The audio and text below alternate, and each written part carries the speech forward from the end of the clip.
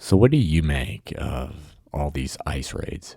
They're in the news a lot, and a lot of people, will have different opinions on them, sometimes mixed, and I get that. I thought I might be able to offer a little bit of insight. I used to work at the training center where all the ICE agents come to get their training, as well as agents from pretty much every federal agency you can think of. And what I've seen is that what gets portrayed in the media isn't necessarily the entire picture. And regardless of where you sit on the political spectrum, you're probably sitting outside of the periphery of some important factors. One important factor to note is that the Department of Homeland Security, or DHS, is currently in a surge hiring effort, right, for ICE. And the goal here is to hire, I think it's 10,000 new agents. To do that, one, they have increased the signing bonus. I think it's up to $50,000. Two, they have dropped quite a few of the standards. And three, they've cut the training down from 13 weeks down to 6. So it has been a very large mixed bag of experiences with these students, right? I would say that for the most part, it shows that they don't have prior law enforcement or military experience. As a result, they don't always respond in a professional manner under pressure, right?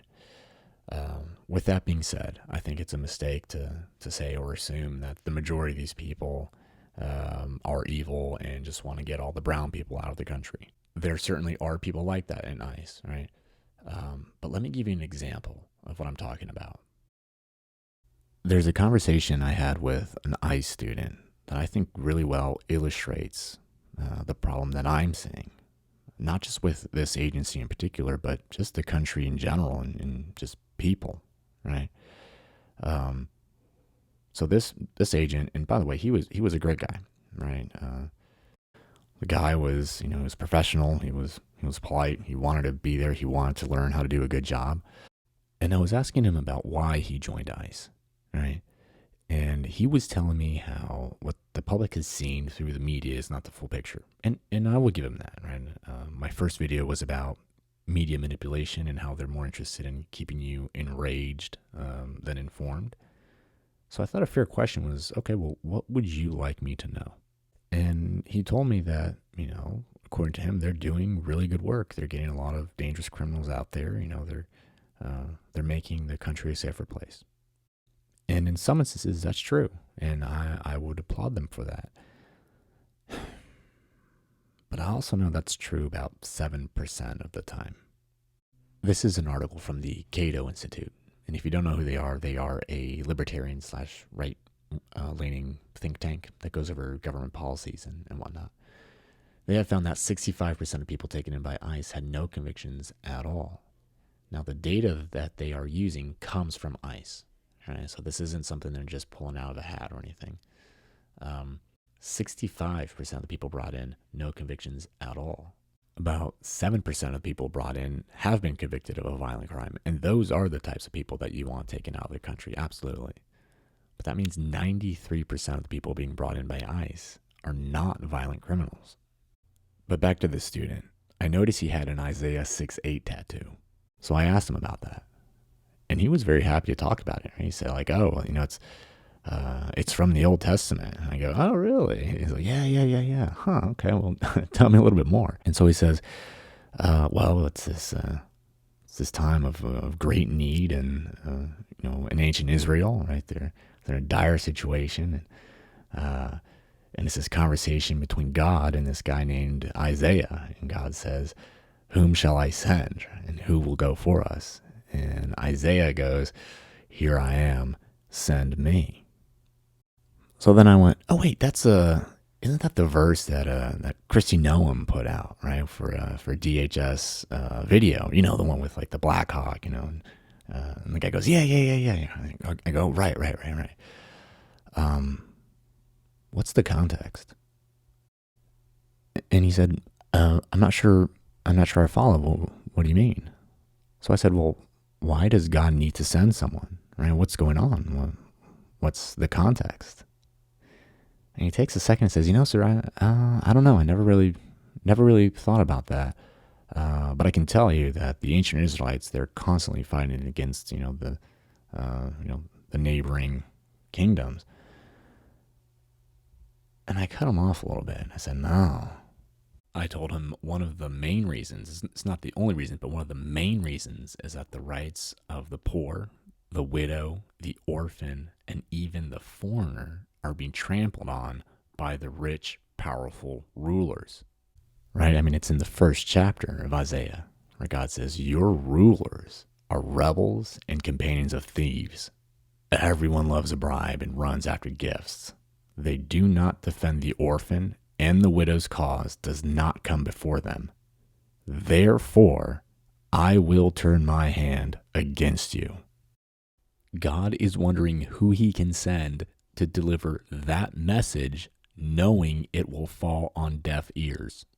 Right? The next two verses, Isaiah 6, 9 through 10, he says, go and tell this people, be ever hearing, but never understanding.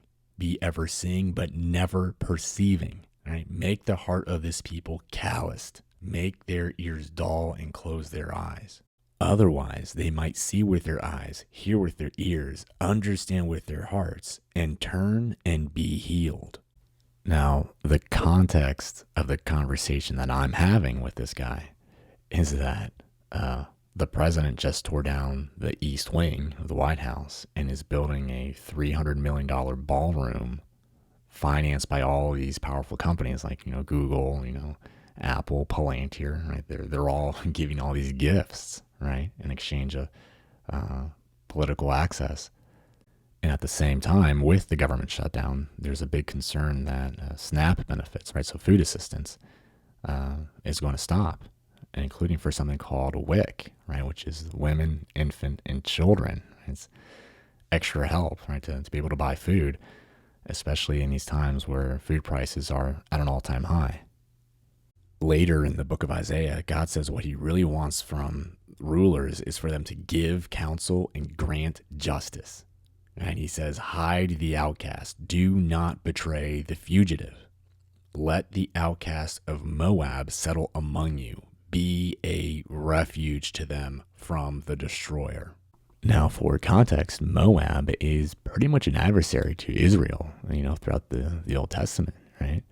But God is saying when they're in trouble, become a refuge for them. And about becoming a refuge, you can have conversations about our U.S. asylum laws, right? The merits and whether or not they get abused and to which extent. I think that's a valid conversation to have. But I do think it's worth remembering that a lot of these laws were passed because of our own past actions. There was an incident in 1939 when the U.S. refused to become a refuge to the Jews fleeing their destroyer, right? And it's a boat called the St. Louis. It was carrying Jewish refugees. And once it arrived to American shores, we sent the ship back, right? So a lot of these laws were put into place so that we wouldn't repeat the tragedies of the past in the future. So back to this ICE student. He did not like what I had to say. I think I might have ruined his tattoo for a bit there. But then I told him afterwards, and I meant every word. I said, look, I really appreciate your willingness to be the one. And this has been my experience with a lot of ICE agents and most people, frankly, right? They want to do the right thing and they think they are doing the right thing. And they'll see ads from DHS that says things like the enemies are at the gates and they want to do the right thing. And they'll say, here I am, send me. So I told him, I appreciate your willingness to be sent out to play your part in your country or community. But be careful because people or institutions will see that and abuse it, right? If you are stupid. And he didn't like that either. But I told him I mean it the way Bonhoeffer means it. If you don't know who he was, Dietrich Bonhoeffer was a German pastor and theologian in the 1930s. He was actually granted asylum in the United States, right, because he was opposing the Nazi regime. But he decided to go back to Germany and play his part. He told his God, here I am, send me. He would be arrested and thrown into a concentration camp, and he would be executed 2 days before the end of the war. During that time, he wrote a series of letters, and one of them is called On Stupidity. He says, stupidity is a more dangerous enemy of the good than evil. Right? One may protest against evil. It can be exposed and, if need be, prevented by use of force. But against stupidity, we are defenseless. Right? Neither protest nor use of force accomplish anything here. Reasons fall on deaf ears. What does this remind you of? For me, it's Isaiah 6:9, right? Be ever hearing but never understanding. Make their ears dull. Bonhoeffer goes on. He says, facts that contradict one's prejudgment simply need not be believed. Even when irrefutable, they are just pushed aside as inconsequential. And I find this so interesting of how similar it is with what Epictetus says. Right? Epictetus is probably my favorite philosopher. He goes, if someone refuses to accept what is blatantly obvious, it is not easy to find arguments that can change his mind. Right? When someone has been driven into a corner and turns to stone, how can one hope to reason with him? He goes on and says, petrification of this kind takes two forms, of the intellect and of the moral feeling. Now, moral feelings, think of it as emotions that are related to what we consider to be right or wrong, good, bad, right? It's where we get things like empathy, guilt, shame, gratitude. If that turns to stone, I think that's what Isaiah calls a calloused heart. And going back to Bonhoeffer, he says that stupidity is not an intellectual defect, but a human one. There are human beings who are of remarkable intellect and yet stupid. Others are intellectually quite dull, yet anything but stupid. You're not stupid if you can't do math or whatever. You're stupid if you outsource your thinking to someone else and allow harm to be done to yourself and or others. Right, he says, under the overwhelming impact of rising power, humans are deprived of their inner independence. More or less consciously, they give up establishing an autonomous position. And we're seeing this today in our political and religious circles, but this has always been the case, right? It is costly to think for yourself and have your own position. If you stray just a little bit from the party line, you'll get primaried, right? If you question, certain teachings, you'll get kicked out, right? It's costly. But there's a greater cost in not doing so. Bonhoeffer says, the stupid person will also be capable of any evil and at the same time be incapable of seeing that it is evil. This is where the danger of diabolical misuse lurks. It can once and for all destroy human beings. And I don't think he's just talking about how the Germans destroyed human beings in those camps, right? The Germans destroyed their own humanity by acting in such an inhumane way. So what can you do? Admittedly, there's very little that you can do that'll change the situation. I would encourage you to make sure the situation does not change you, right? Something I would often say to students or just people in general is to hold on to your humanity. I think Marcus Aurelius says it best when he says, when men are inhuman, take care not to feel towards them as they do towards other humans. And somewhere else he says, the best revenge is not to be like your enemy. Earlier in that stupidity letter, Bonhoeffer says, when you're talking with a stupid person, you get the feeling that you're not really dealing with a person, but with slogans and catchwords that have taken possession of him. Right? It's like he's under this spell, blinded, misused, and abused in his very being. And I think we all know someone like that, right? We can all picture that. I think a good question to ask is that who we are to someone else? I would encourage you to consider that just because you know someone who's stupid doesn't mean that you're not stupid sometimes too, right? Bonhoeffer offered us this last consolation. He says, the majority of people are not stupid in every circumstance. Now, some are, yeah, 100%, right? But not everyone, not all the time. It will depend on whether those in power expect more from people's stupidity than their inner independence and wisdom. And that's something that I would encourage you to develop, right? The irony is not lost on me that one of my favorite things to quote is this guy, telling people to stop quoting other people. It's Seneca, and I'll talk about him in the next episode. He's talking about people that quote other philosophers, in this case, Zeno and Cleanthes. And he's like, Zeno says this. Okay, what have you said? Cleanthes said that. And what have you said? Assume authority yourself and say or utter something that may be handed down to posterity, right? What do you say? Well, the president said this. What do you say?